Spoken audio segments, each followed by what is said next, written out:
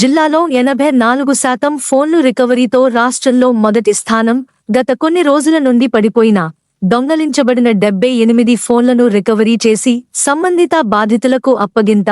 Cell phone పోయిందా CEIR పోర్టల్లో నమోదు చేయండి. ఈ సందర్భంగా జిల్లా ఎస్పీ అఖిల్ మహాజన్ ఐపీఎస్ గారు మాట్లాడుతూ, మన జిల్లాలో ఇప్పుడు సిఈఐఆర్ యాప్ మనం జిల్లాలో వాడుతున్నాము. ఈ ప్రజలు కూడా డైరెక్ట్లీ కూడా వాళ్ళకు కూడా ఇది మొబైల్ దొంగతనం అయిపోయినప్పుడు లేకపోతే వాళ్ళ లాస్ అయినప్పుడు వాళ్ళ దానిలో అప్లోడ్ చేస్తున్నారు.